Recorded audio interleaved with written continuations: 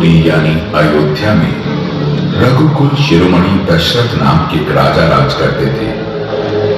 उनकी 3 रानियां थीं, कौशल्या, सुमित्रा और कैकेयी। परंतु दुर्भाग्यवश उन्हें एक भी रानी में से संतान का सुख प्राप्त नहीं हुआ।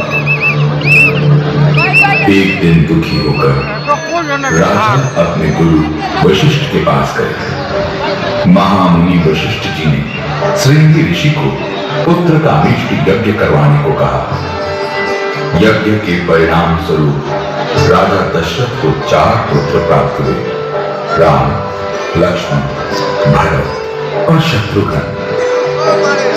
अत्यंत सौहार्दपूर्ण वातावरण में चारों भाई बड़े होते चले गए। सब ने साथ साथ ही सभी आवश्यक विद्याओं में निपुणता प्राप्त की। राक्षसों से मुक्ति दिलवाने के लिए विश्वामित्र जी ने भगवान विष्णु से आग्रह किया। भगवान विष्णु ने दशरथ पुत्र राम का नाम सुझाया। इसके उपरांत भगवान राम ने अपनी शस्त्र निपुणता और ईश्वरीय कृपा से मारीच की मां तारका सहित कई अन्य राक्षसों का वध किया और मुनि ऋषि इस आतंक से मुक्त हो गए। इसी दौरान पत्थर में परिवर्तित अहिल्या को फिर से मानव रूप में जीवित करके अहिल्या का कल्याण किया। अच्छे सूरमा और बलशाली राजा सीता स्वयंवर के दौरान जिस धनुष को उठा तक न सके, उसे राम ने बड़ी सरलता से तोड़ डाला और सीता मैया ने वरमाला श्री राम के गले में डाल दी। ज्येष्ठ पुत्र श्री राम के राजाभिषेक की तैयारी हो ही रही थी कि कैकेयी की दासी मंथरा ने कैकेयी के कान भरने शुरू कर दिए। कैकेयी को स्मरण कराया गया कि उसको राजा दशरथ ने 2 वरदान दिए हुए हैं, जिसके बल पर कैकेयी श्री राम के 14 वर्ष का वनवास और अपने पुत्र भरत के लिए राज सिंहासन मांग सकती है। कैकेयी ने वो ही किया जो मंथरा ने सुझाया। लाचार पिता दशरथ के इस आदेश को जहां भगवान राम ने खुशी खुशी स्वीकार किया, वहीं अनुज लक्ष्मण और सीता माता ने श्री राम के साथ वनवास काटने का प्रण किया। मानवता की रक्षा हेतु मार्ग में कई राक्षसों का संहार करते हुए तीनों पहुंचे पंचवटी। राम और लक्ष्मण की सुंदरता पर मोहित शूर्पणखा ने दोनों के समक्ष विवाह का प्रस्ताव रखा। दोनों भाइयों द्वारा अस्वीकार करने पर शूर्पणखा ने अपने असली राक्षसी रूप को दर्शाया, जिसके फलस्वरूप लक्ष्मण ने उसकी नाक काट डाली। शूर्पणखा ने रोते चिल्लाते रावण के सामने अपना दुखड़ा सुनाया और अपमान का बदला लेने के लिए रावण को भड़काना शुरू कर दिया। क्रोधित रावण ने सीता हरण की योजना बना डाली। रावण ने मारीच को कपट मृग का रूप धारण करने का आदेश दिया।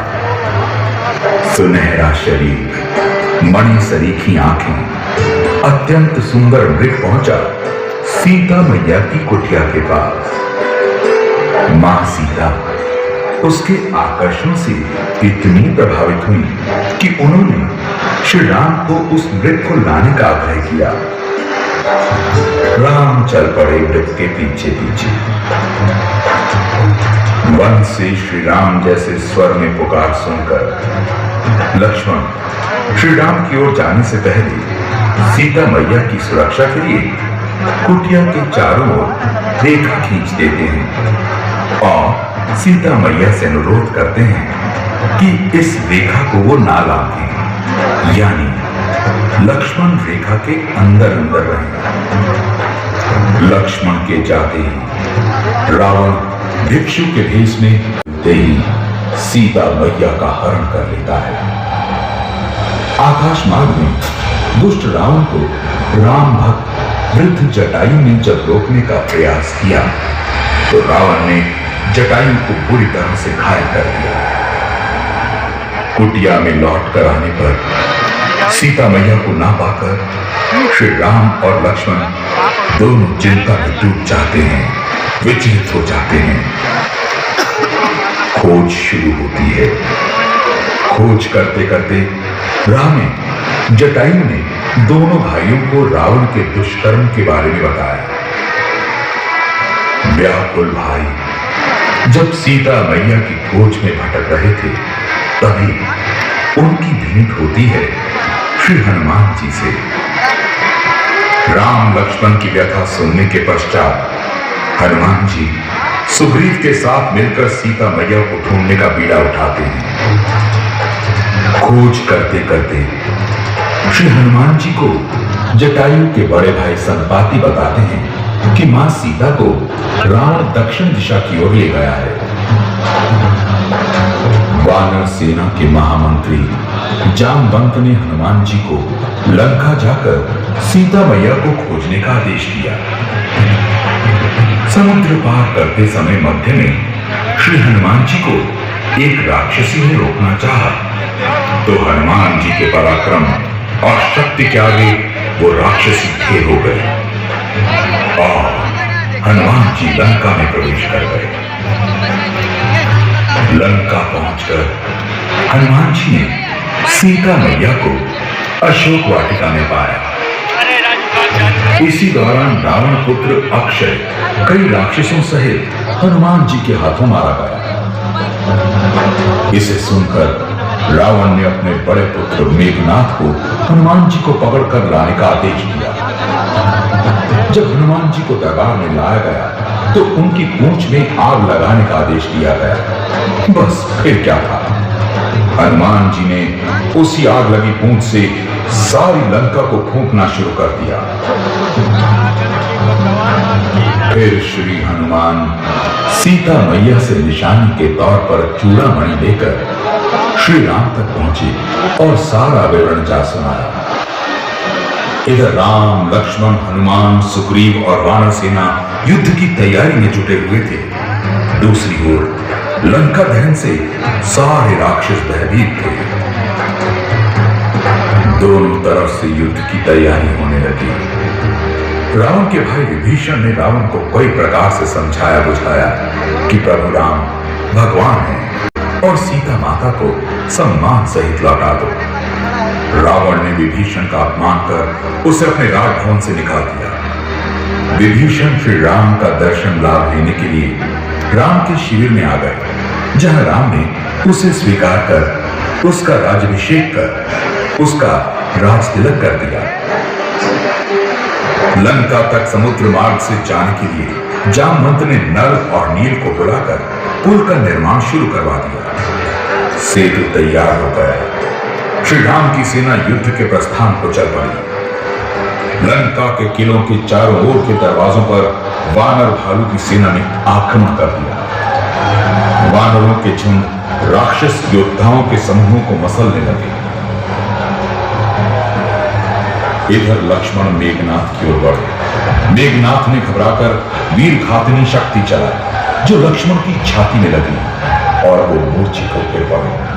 हनुमान जी उन्हें उठाकर शिविर में ले आए। जामवंत के कहने पर लंका के वैद्य सुषेण को बुलाया गया।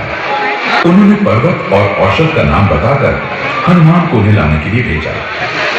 वो पर्वत पर पहुंचे, किंतु औषध ना पहचान पाने पर पूरा पर्वत उठा लाया।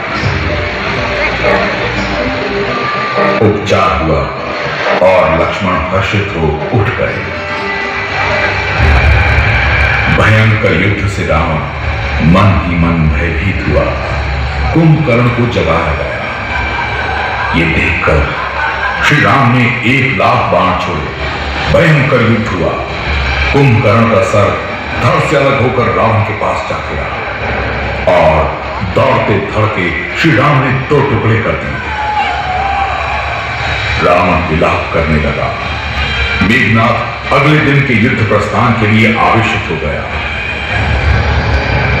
लक्ष्मण और मेघनाथ में युद्ध हुआ। अंततः मेघनाथ मारा गया। रावण युद्ध के लिए अपनी विचित्र फौज लेकर चला। रावण के वज्रतुल्य शरीर में किसी पर्वत, वृक्ष, बाण के प्रहार का निशाचरों और वानरों की सेना भयंकर गर्जन करती हुई भिड़ने लगी। किसी प्रकार के प्रहारों का रावण पर प्रभाव न होता, वो फिर उठ खड़ा होगा। तब विभीषण ने श्री राम से कहा कि रावण के नाभि कुंड में अमृत का निवास है, जिससे वो जीवित है।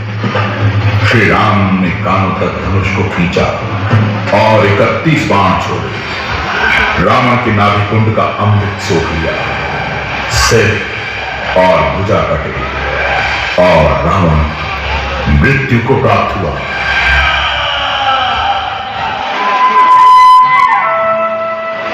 और फिर राम और सीता का मिलन हुआ।